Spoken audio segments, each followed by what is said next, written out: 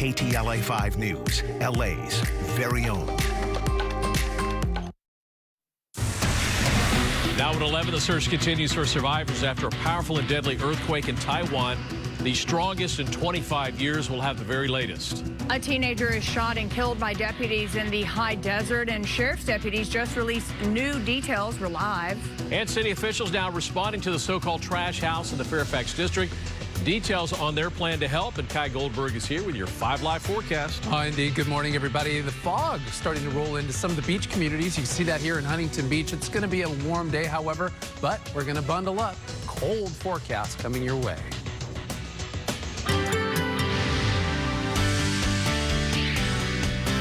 Good morning and welcome to the KTLA 5 Morning News at 11 a.m. I'm Glenn Walker. And I'm Lou Parker. Thanks for joining us. Rescue efforts are underway after a powerful earthquake in Taiwan that has killed at least 9 people. Aftershocks are still happening and dozens remain trapped in the rubble. KTLA 5's Lauren Lister live in the newsroom with the latest developments. Lauren? Glenn and Lou, it was the largest earthquake to hit Taiwan in 25 years. 9 people killed, as you mentioned, at least 960 hurt, according to the fire department there. And aftershocks keep coming, 76 of them in just 5 hours. Take a look at video from early this morning. Look at that. It shows the extent of the damage from that original 7.4 quake. One multi-story building at 45 degrees there, and another one that was also partly knocked off its foundation. Crews working in the night, taking it apart piece by piece, knowing it could fall at any time. The quake shaking Taiwan's east coast, centered 11 miles south of Hualien, a city of 350,000 people. Rescuers now searching through damage for survivors.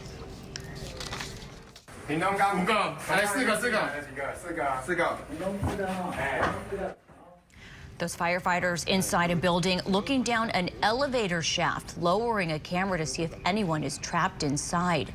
And this capturing what it felt like during the shaking.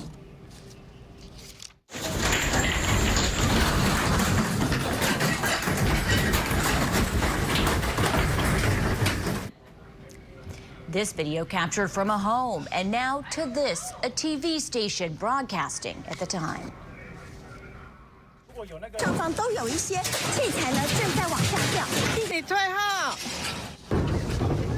The quake struck just before rush hour, about 8 o'clock in the morning local time, so people were on the subways, they were in their cars, or even on motorcycles or scooters like you saw there. At least 60 people were still trapped inside 2 highway tunnels at last check. Taiwan lies in the so-called Ring of Fire that circles the Pacific Ocean. It's where most of the world's earthquakes happen. Seismologist Lucy Jones says we can learn a lot here in California. Taiwan has about 10 times as many earthquakes as California. It's at a very tectonically active place. But just means we have them a little less often, and doesn't take away the risk. And so we can learn from each other as engineers, we can learn from each other as scientists, but we can also learn socially about what is the most effective. And she says one of the things that they have working to their favor in Taiwan is social cohesion. She says people help one another out. That's the latest live in the newsroom. Lou, I'll send it back to you. All right, Lauren, thank you. Well, soon asthma sufferers will see the cost of their inhalers capped at just over $30 a month. It is an effort that President Biden is highlighting today as part of his plan to lower health care costs. KTLA 5's Trevor Shirley live in Washington, D.C. with more on that. Hi, Trevor. Hey there, Lou. Good morning to you. This event today at the White House is coming after several major pharmaceutical companies announced price caps on their own asthma inhalers. Now, you may recall back in January, lawmakers were highly critical of 4 major pharmaceutical companies for selling their asthma inhalers at significantly higher prices in the U.S. than other countries. For example, one of AstraZeneca's inhalers costs $645 in the U.S., but only $49 over in the UK. Since then, 3 of those 4 manufacturers, including AstraZeneca, say they'll now cap the out-of-pocket cost for their inhalers at just $35 a month. The White House says that move is a major win for roughly 27 million Americans suffering from asthma. That includes around 4 million children. Lowering health care costs is a major part of the president's re-election effort. He's highlighting those efforts at a White House event today, which also focuses on those inhaler price caps. The president's also pushing to expand the number of drugs that Medicare can negotiate prices for with pharmaceutical companies from 10 to 50. And going forward with more competition and more generic drugs on the market, the price could even be less than it is now, coming down. And the president's also highlighting what he says are the benefits of the Inflation Reduction Act in terms of reducing health care costs. You may recall that legislation passed 2 years ago with only support from Democrats. That's the latest here in Washington. We'll send it back to you guys in L.A.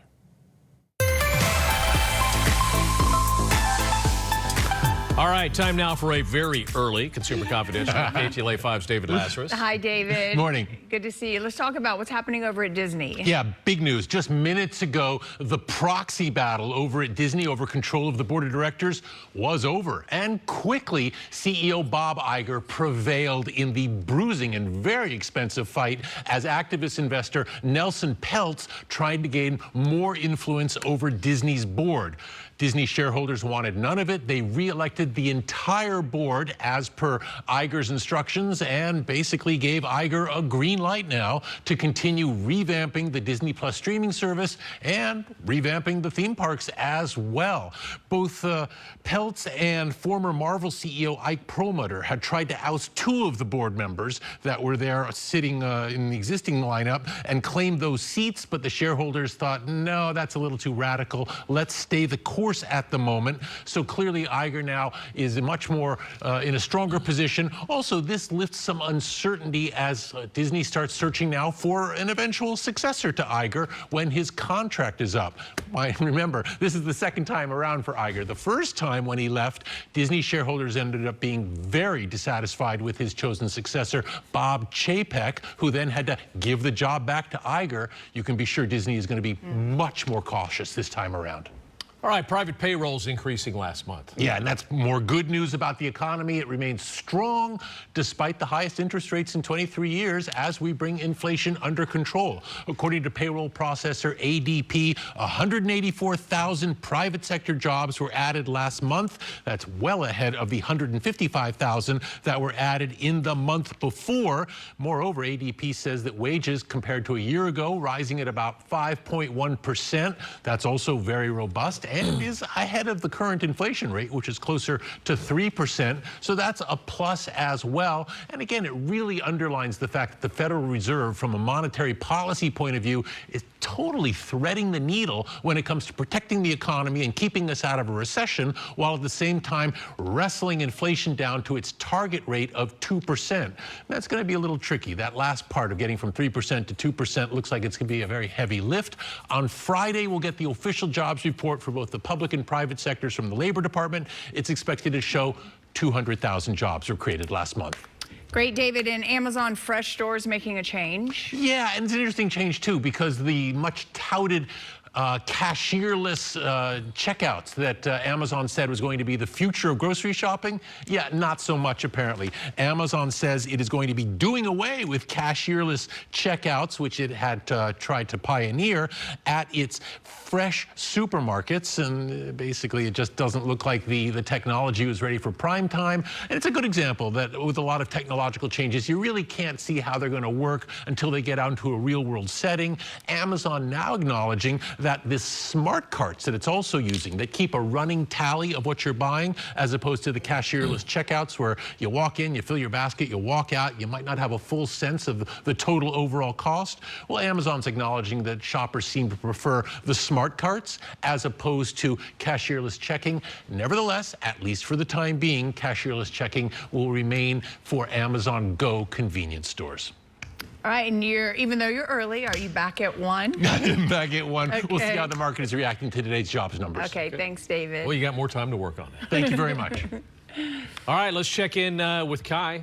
Yeah, it's we got some rain coming. Gorgeous day outside. It's almost perfect. It is beautiful, no doubt about it. We're going to get you to those 7 days coming up momentarily, but you're seeing a change in the atmosphere. What we dealt with yesterday, well, the beaches didn't see any fog at all, but today we're looking at that warmth just beginning to pull in some of that marine layer as we look live here in the Huntington Beach area. And not only that, but we're going to see a significant cool down that's going to take us into your Thursday and a possibly rainy and thunderstorm-like day as we push into Friday. Temperatures this afternoon just delightful. We'll see another beautiful day. Inland, plenty of sunshine. It's going to be stellar throughout the remainder of this Wednesday afternoon. And we're starting to see those inland areas climbing out of the 60s into the low 70s. You can see that happening in Burbank, all the way out towards Riverside, still on the cool side into Santa Monica at 67 degrees. But yeah, take a look at the 24-hour temperature change. We're looking at these numbers. They're up anywhere between about 1 degree to 4. San Bernardino about 4 degrees warmer at the 11 o'clock hour as opposed to yesterday. And in terms of winds, well, no strong winds for much of Southern California. But look at that onshore flow starting to creep into the forecast as we make our way up into Ventura, the Santa Barbara County area. So how much cooler will the temperatures become into Thursday? We'll talk about that. We'll get into Friday, which once again could be a stormy day here in Southern California. And of course, the weekend forecast minutes away as well. Back to you. All right, up next, a mystery in the skies is solved. We now know the origin of the glowing lights that we're seeing streaking across the Southern California area. Plus, in a different incident, a man in Florida says it's space junk crashed through the roof of his home. And KTLA 5's Megan Tellis will join us. Welcome to Anaheim. This is Adventure City, maybe the best place to come this spring break. The best part about Rewind Racers is that they go forward and reverse. Both ways. Stick with me. Coming up, we'll have all the details and ticket prices, everything you need to know. Let's go. Let's go.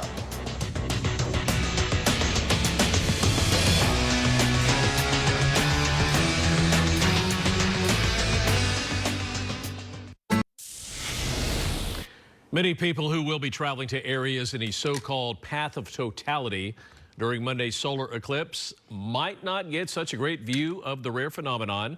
Weather forecasters say there's a greater than 50% chance of cloudy skies in eastern Indiana, northern Ohio, and western New York State. That includes the cities of Indianapolis, Cleveland, and Buffalo, and Texas, where the full eclipse will be first seen as it crosses the U.S. diagonally, could also have cloudy skies. The most accurate forecast won't happen until the weekend. NASA is working to develop a new moon clock to keep track of time on the lunar surface. Because the moon has less gravity, time moves fractionally quicker than it does on Earth, 58.7 microseconds per day to be exact. In addition, each lunar day lasts 29.5 Earth days. Now, both these factors could create some confusion once astronauts return to the moon for longer missions. So both NASA and the European Space Agency are working on a unified lunar time system for the future. The mystery of the glowing streak spotted over Southern California early yesterday morning has been solved. Our newsroom was flooded with calls, videos, and photos from people who witnessed the lights around 2 a.m. Many suspected the lights were linked to the earlier SpaceX launch from Vandenberg Space Force Base or perhaps a meteor, but turns out neither is correct. According to space.com, it was actually Chinese space junk falling to Earth from the Shenzhou 15 spacecraft. Apparently, there's a lot more of it out there. Space experts estimate there are 170 million pieces of space debris flying around the Earth. So be careful on your next trip up there, you know. And speaking of, it appears some space junk also crashed through the roof of a home in Florida. The homeowner says the alleged space debris crashed through 2 floors and almost hit his son. He posted these pictures on social media in response to a post from Harvard astronomer Jonathan McDowell. McDowell previously predicted an equipment pallet from space would re-enter Earth's atmosphere over the Gulf of Mexico. NASA issued a statement saying they have collected an object from a homeowner and they are investigating it to determine its origin. Wow.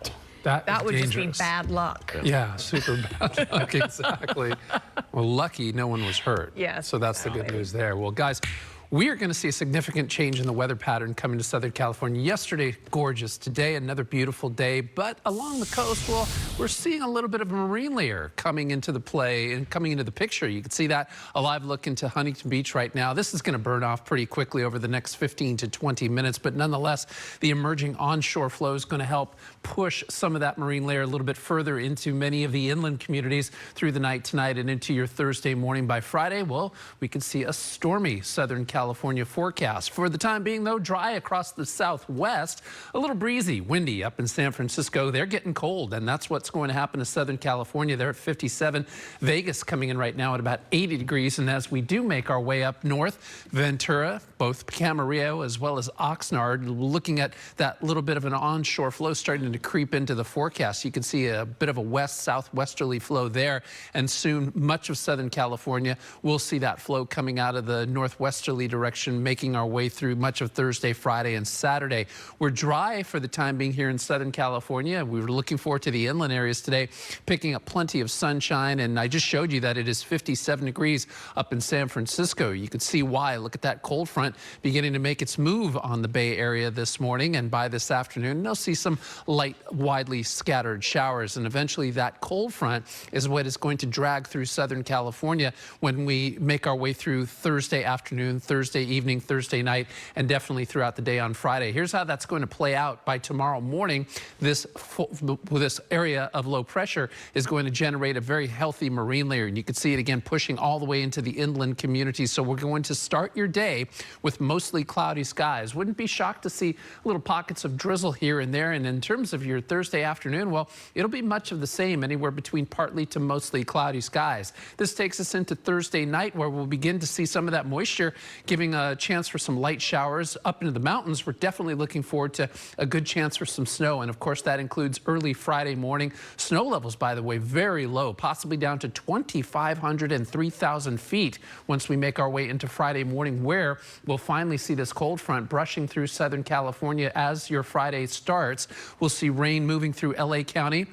By the time we head into 8, 9 o'clock, we'll see rain moving into Orange County, the Inland Empire. That'll take us into Friday afternoon. And again, a lot of this weather, this moist weather, will generate not only some chance for some rain and also mountain snow, but some thunderstorm opportunities, as we'll see that cold air igniting a lot of those cells and giving us not only rain chances again, but a chance for some thunderstorms. And yes, what a big difference. Temperatures coming out of the 70s into the 60s tomorrow. We'll only see daytime highs Friday between about 53 to 57 degrees. San Fernando Valley also looking forward to those upper 50s on Friday. And again, thunderstorm chances. Into the weekend we go, a little unsettled by Saturday morning, and then we'll start to dry out as we make our way into Saturday afternoon. Sunday will be a delightful day, partly cloudy skies. But again, keep the sweatshirts and jackets handy, because it's not going to get very warm this weekend. But good news, once we head into next Tuesday and Wednesday, a lot of communities are back into the 70s at our mountains, coming out of snow opportunities for Thursday and Friday,